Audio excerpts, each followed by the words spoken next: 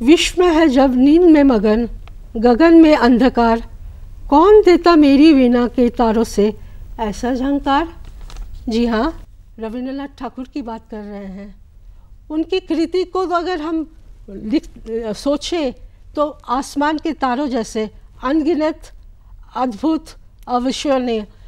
लेकिन आज हम लोग उनकी एक विशेष प्रिय वो है ऋतु।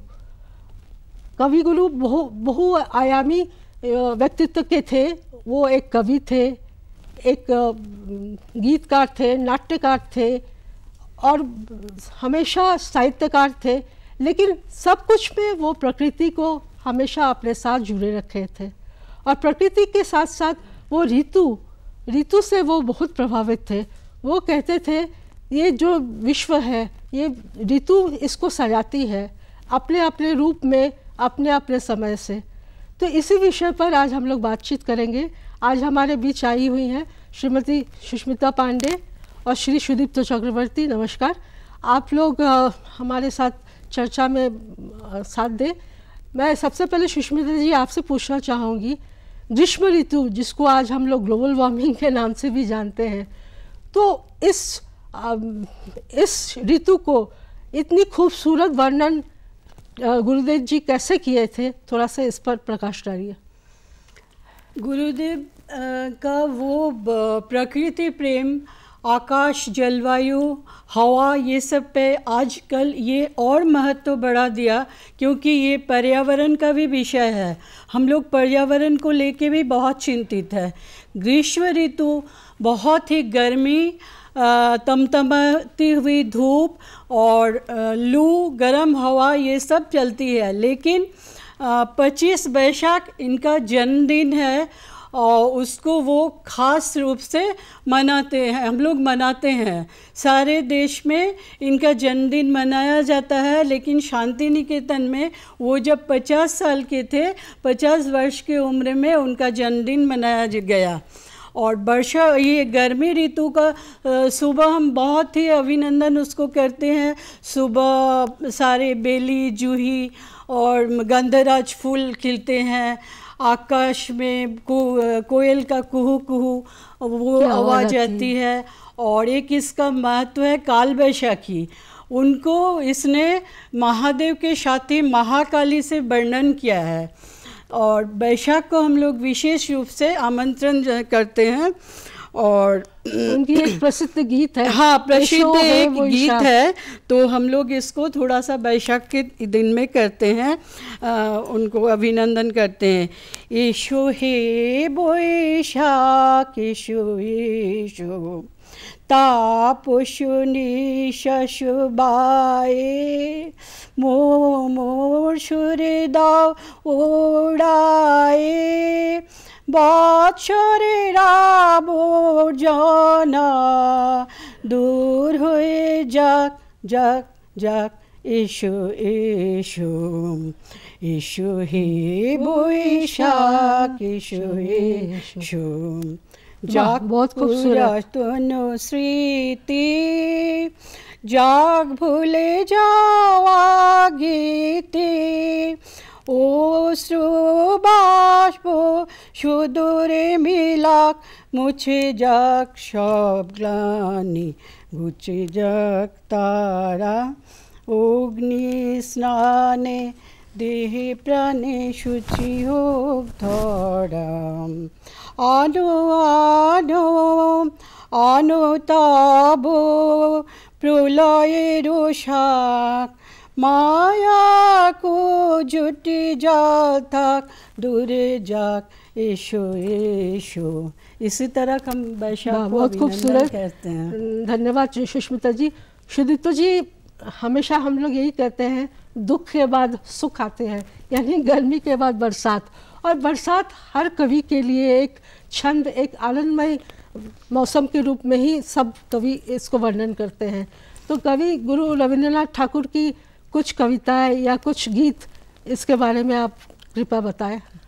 हम परम पूज्य, परम श्रेष्ठा महाकवि, विश्व कवि रविंद्रनाथ ठाकुर के बारे में पहले बहुत संक्षेप में एक चीज़ बोलना चाहेंगे षड ऋतु के बारे में, वर्षा के बारे में बोलने से पहले, कि उनका चिंतन में, उनका अवलोकन में और उनका अनुभव में वो परम एक अवांग मनस गोचर सत्य स्वरूपम एकमेव द्वितीयम जो पुरुष, उनका सृष्टि है संपूर्ण ब्रह्मांड, और ये संपूर्ण ब्रह्मांड के अंदर एक लौता प्राण का प्रहरी है हमारा ये धरती, ये सुंदर धरती।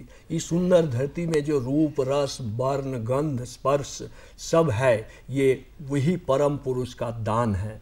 इसी हिसाब से वो देखते थे, और ऋतु रंग षड ऋतु का मोहन रूप और लीला को भी इसी दृष्टिकोण से देखते थे। तो फिर उनका दृष्टि इतना प्रसारित था, जब वर्षा का वर्णन करते थे सबसे प्रिय ऋतु उनका वर्षा था, और वही महाकवि कालिदास का समय से एकदम विद्यापति जी का सुंदर सुमिष्ट मैथिली बयान के समय से वो अपना रचन तक, वो जो गाना गीत है श्रावण बरसन घनघोर घटा, वो तो शायद पूरी बांग्ला में नहीं हो कि कुछ हमें तो मिश्रण लगती है। आपको क्या, आपके विचार में ये क्या है? ये विचार में हम संक्षेप में जो बताते हैं, ये रविंद्रनाथ जी इतना बड़ा प्रतिभा थे, वो एकदम 15-16 साल उम्र में उनके हाथ में आया विद्यापति जी का, अक्षय चंद्र सरकार साहब का पब्लिश किया हुआ जो किताब प्राचीन मैथिली गीत, वो किताब देख करके उनको लगा हम भी क्यों ना इसी को पथ को अनुसरण करके इसी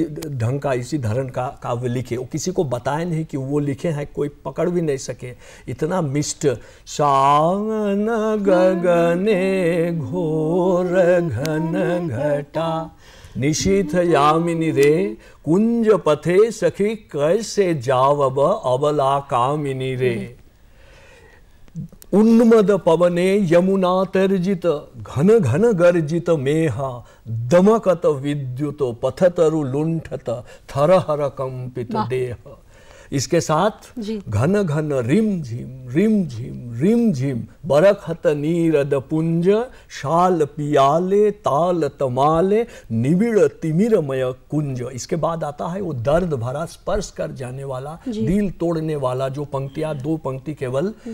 कहो रे सजनी ये दुर्योगे कुंजे निरदय कान्ह दारुण वाशी कह बजावता सकरुण राधा नाम। कृष्ण प्रेम का भी ये एकदम आरती है। इसके बाद तुरंत बता देते हैं कि कालिदास, महाकवि कालिदास जी के बारे में जो लिखे थे कि कविवार कब कौन विस्मृत वर्षे कौन पुण्य आषाढ़ का प्रथम दिवसे लिख दिया मेघदूत।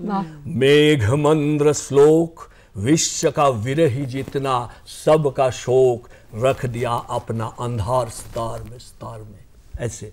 तो ये वर्षा में और एक गाना है, हृदय आमार नाचिरे आजी के मयूरेर मतो नाचिरे, यानी कि मोर के साथ। हाँ, वो चारों ओर हरियाली देख के मोर नाचने लगा, यानी कि बारिश आ गई और वो भी खुश है, पूरी विश्व खुश है, प्रकृति खुश है। तो बरसात के बाद एक छोटा सा ऋतु आता है जिसे हम शरद के नाम से जानते हैं। तो शरद ऋतु एक बहुत ही खूबसूरत ऋतु है, लेकिन बहुत छोटे समय के लिए वो आता है। तो उसमें भी कवि गुरु कुछ लिखे हैं शरद के बारे में। शरद में मैंने वो आकाश में वो रूई जैसा मेघ पूरा छाया हुआ रहता है, सरोवर में पूरा कमल प्रस्फुटित रहते हैं, चारों ओर फूल खिला रहता है, उसमें भी वो काश फूल रहता है। और सबसे बड़ी बात है वो ब्राह्मण थे, लेकिन दुर्गा पूजा बंगाली का बहुत बड़ा पर्व है, शरद ऋतु में ही है। और उस समय वो हमारे पवित्र पर्व को बहुत मान्यता देते थे।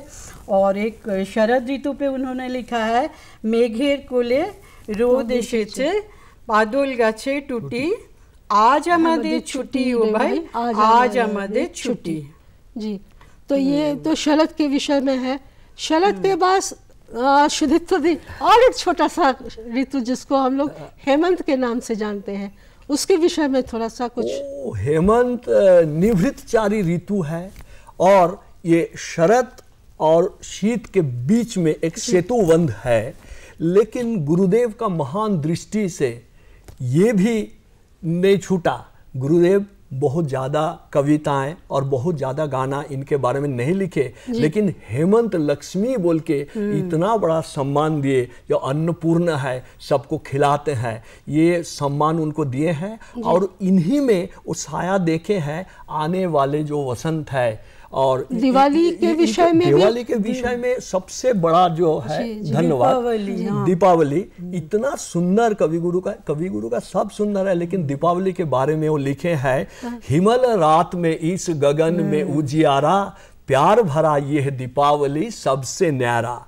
अब घर घर जला के हम पूर्व पुरुष और धरती को प्रणाम करते हैं। ये बोले हैं, घर घर में खबर किया, दीपावली जलाओ दिया, आपना दिया, दिल का दिया, प्यार का दिया, भगा दो आज ये अंधेरा, हिमल रात में इस गगन में उजियारा। ये बोले हैं अन्नपूर्णा महालक्ष्मी वो फसल काट के आता है, ये बोले हैं, लोग बहुत खुश रहते हैं। श्रुति जी, मैं एक बात और पूछना चाहती हूँ, हमारे जो शास्त्रीय संगीत है और ऋतु उनकी जो प्रिय विषय है, कहीं उन दोनों में कहीं मेल मिलाप है, कहीं वो शास्त्रीय संगीत को भी अपना गीत में कहीं वो अपनाए हैं, ऋतु रंग में कहीं अपनाए हैं, नृत्य नाटिकाओं में। ये रविंद्र संगीत, रविंद्रनाथ गुरुदेव का श्रेष्ठ जो संगीत है, वो पूरा संगीत में भारतीय शास्त्रीय संगीत, मार्ग संगीत, ना केवल उत्तर भारतीय, समग्र भारत का मार्ग संगीत का अतुल्य प्रभाव है। और गुरुदेव इतना प्रतिभाशाली थे कि बहुत कम उम्र में वो जो संगीतिक वातावरण उनका घर में था, उससे अपने आप वो संगीत को अपना रक्त में ले लिए, अपना नस नस में भर लिए, और वो एक आनंद का प्रवाह स्रोत होकर के जब अपना सृष्टि करने लगे, उसमें एकदम बद्ध हो गया, वो संगबद्ध करके वो किए। लेकिन एक चीज बोलना होगा कि इतना श्रद्धा करते थे मार्ग संगीत को, इतना समझते थे, लेकिन जब प्रयोग किए तो उनका दृढ़ता वो थोड़ा थोड़ा जगह जगह पर मधुरता के साथ उसको लिए। वो एकदम कट्टरपंथी मार्ग संगीत वाला नहीं था। वो मार्ग संगीत का सुंदरता लिए, श्रद्धा किए, लेकिन जो अपना मन का, अपना दिल का माधुरी जो है वो लगा के, और भाषा का माध्यम से और सुंदरता जो उनका व्यक्तिगत रविंद्र संगीत नाम का संगीत है वो लाए हैं। जाड़ा में जो है और फसल भी भरा हुआ, लक्ष्मी अन्नपूर्णा जो है वो मैंने हम लोग वर्णन किए हैं। पोष तो दे डाक दिए छे, आयरे चले आए आए आए, डाला जे तार भोरे छे आज पाका फसले, मोरी हाव हाय हाय पोष, मोरी हाव हाय हाय पोष तो दे डाक दिए छे, आयरे चले आय आय आय, हावा निशाय उठलो मेते, दिग बधुरा धानेर खेते, पोष तो दे डाक दिए छे, आयरे चले आय आय आय। ये जाड़ा का है, शीत पोष मैंने ठंडा में, लेकिन इसमें भी हम बोल रहे थे, मैं जो बोल रहे थे संक्षेप में हम बता देते हैं। जैसे ये हिमल रात में इस गगन में, इसमें ताल दादरा है और राग विहाग है, और जो शांग न गगने हम लोग बताए हैं उसमें मिश्र राग है, पीलू और मल्हार है। और जैसे हम एक थोड़ा सा बताने हैं वसंत के बारे में, वो तो आगे आएगा, लेकिन अब जो राग का बात बोले हैं उसके बारे में बताएं। आज बसंत जागरत दारे, इसमें आप साथ साथ तुरंत ये भारतीय मार्ग संगीत का प्रभाव समझ पाएंगे। लेकिन जब रविंद्र संगीत का हिसाब से गाएंगे तब वो राग का चेहरा हम बहुत जबरदस्ती ऊपर में सामने लाके नहीं गाएंगे। हम वाणी, सुर, भाव, छंद, लय, प्रकरण, गायकी सब मिला के एक रविंद्र संगीत वाला चेहरा देंगे। जी, उनकी संगीत में एक मिठास, एक जिसको बोलते संवेदनशीलता थी, वो शायद ही हम अभी तक उसको नहीं समझ पाए हैं पूरा उनकी। तो उस विषय में कुछ आप? ये उनका गुरुदेव इसीलिए बोला जाता है और विश्व कवि इसीलिए बोला जाता है कि उनका जो शब्द चयन, जी, सहज सरल जाना माना व्यवहार किया हुआ शब्द है, बहुत कठिन शब्द व्यवहार नहीं करते थे, लेकिन जो अर्थ जो प्रयोग अदा किए हैं वो एकदम अनोखा है। और वो हर गौरी मिलन बोला जाता है शब्द और सुर का, और हम लोग बहुत श्रद्धा से कोशिश करते हैं उच्चारण, भाव, लय, सुर, ताल सबको ठीक ठाक रख के उसको पेश करने का कोशिश। तो इसीलिए उनका जो अनोखा है और बेजोड़ बोला जाता है वही है। और एक चीज़ हम बोलना चाहेंगे जल्दी जल्दी, कुछ लोग का, सबका नहीं, एक अवधारणा है कि वो रविंद्र संगीत का सुर वैचित्र नहीं है, ये तो बहुत गलत है। ये हम बोलना चाहेंगे कि सुर वैचित्र इतना ज़्यादा है कि हम वो गीतविता ये सब देखने से, पढ़ने से, उनका गाना धीरज से सुनने से पूरा 2200 से अधिक 2230-35 गाना वो उतना गाना सुनेंगे तो पता चलेगा कितना विशाल वैचित्रशाली है। जी, तो उनकी जो एक ओरे भाई फागुन लेगे बोने बोने, ये है वसंत ऋतु की बहुत ही अच्छी गीत। यानी कि जो जंगल है वहाँ पर भी जो पलाश के फूल है या गुलमोहर है वो दिखाता है कि होली या बसंत आ गया है, और प्रकृति अपने सबसे चरम सीमा में, सौंदर्य के चरम सीमा में है। तो चलो इसका हम ज़रूर आनंद उठाएं। हमें जो लगता है उनकी इन गीतों से वो यही बताना चाहे हैं। तो हमें लगता है कि जो ऋतु हैं उनके विचार से ये पूरे विश्व को एक खूबसूरती का चादर लपेटे हुए वो आते थे। ये बिना ऋतु के विश्व का कोई खूबसूरती नहीं आएगा।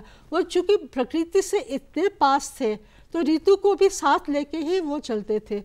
और पेड़ पौधा वहाँ हमें तो जैसे लगता वो शिलोंग हुआ या दार्जिलिंग हुआ या ऐसे खूबसूरत जगह में जाकर भी वो बहुत सारे कविताएं या गीत लिखे हैं। उसके विषय में कुछ आपको? विश्व कवि थे और भ्रमणशील थे, वो पूरे विश्व में बड़े दिलचस्प के साथ घूमे हैं। वो केवल ऋतु के बारे में नहीं, वो आकाश भरा, सूर्य तारा, विश्व भरा प्राण, ताहारी माज खाने हमको मिला अपना स्थान, विश्व ताई जागे जागे अमर प्राण। मेरा जो प्राण है इसीलिए जागता है कि ये अवांग मनसो गोचर ईश्वर के सृष्टि जो है, ये विशाल पृथ्वी, इसके अंदर कोने कोने में इतना तरह तरह का अलग अलग सुंदरता है। इसमें हम अवगाहन करें, इसको हम उपभोग करें, इसके साथ एकीभूत हो जाए। हम समझे कि आदमी मनुष्य प्रकृति से अलग नहीं है, एक प्रकृति का एकांगीभूत हिस्सा है। और ये बोध जब तक रहेगा तब तक हम प्रकृति का सुंदरता को ईश्वर का देन का हिसाब से उपभोग कर सकेंगे, और उसको रखने में, उसको बचाने में हम पूरा जी जान लगा देंगे। यही उनका मूलीभूत विचार था। इसीलिए पूरा दुनिया में घूम के वो देखे, पूरा दुनिया में देखे। जी विश्वनाथ जी, उनकी जो विचार थे, उनकी जो प्रकृति ही सब कुछ है। उनके गद्य में भी आप अगर जाए, उनकी कविताओं में जाए, गीत में जाए, तो उसमें बहुत सारे ऐसे भी बातें आती हैं प्रकृति के बिना उनकी, कहीं हमें तो नहीं लगा वो लिखे हैं कुछ। वो छोटे से ही प्रकृति प्रेमी है। उनका माने बचपन का कुछ 16-17 जीवन स्मृति हम लेते हैं तो उसमें उनका प्रकृति प्रेम पूरा माने हम देखते हैं। और प्रकृति ही माने संकट से हमारे साथ रहे हैं, और उसके बाद सुख, उसके बाद दुख, और इस तरह से प्रकृति का वो पुनर्निर्माण ये होता रहता है। और प्रकृति ही हमारे माने सब कुछ हैं, ये मनाने का कोशिश किए हैं। यानी कि हम अपने श्रद्धेय पुराने जो कवि हुए, लेखक हुए, उनकी बातों में कुछ हम आज भी उनके बातों को लेकर चले तो ये जो प्रकृति में जो बदलाव हो रही है, जो भयंकर बदलाव हो रही है, शायद कुछ कम हो जाए। ये जो बर्फ़ गल जा रहे हैं, पेड़ कट जा रहे हैं, इन्हें बचाना भी है। और इनकी जो लिखी हुई चीज़ें हैं, हमारे जो अगले जनरेशन है, अगले बच्चे, हमारे बच्चे लोगों को ये ज़रूर बताए कि प्रकृति को लेके चलो तो ज़िंदगी खुशहाल होगी। ऐसा है शुदीप्तो जी, उनके कुछ गीत और गीतों के बारे में कुछ और बताएं। उनका गीतों के बारे में सबसे पहले ये बताया जाता उनके है हर चीजों में गीत है, जैसे पूजा, जैसे उनके हर चीजों के लिए गीत है, तो उनके विषय में कुछ आप। ये बोला जाता है कि मनुष्य में ऐसा कोई भाव का उद्भव नहीं हो सकता जिसके प्रकाश करने के लिए कवि गुरु ने कुछ ना कुछ लिख के नहीं गए। ये तो सबसे बड़ा बात है। और वो संपूर्ण जो गाना है सुमिष्ट, सुरीला, अनोखा और अपना जो प्रकाश भंगिमा वो उसके माध्यम से ऐसा किए हैं कि सब कोई, चाहे बहुत उच्च शिक्षित आदमी क्यों ना हो और चाहे अनपढ़ ना हो, कुछ ना कुछ रस उनका जो रचना है उससे ग्रहण कर सकेंगे। ये बहुत बड़ा बात है। उनका संगीत यह है नहीं कि उच्च कोई हस्तिदंत मीनार वाला नहीं है, सब समझ सकते हैं, सब कोई अपना अपना हिसाब से, लोग भी अपना अपना हिसाब से उनको वो समझ रस ग्रहण कर सकते हैं।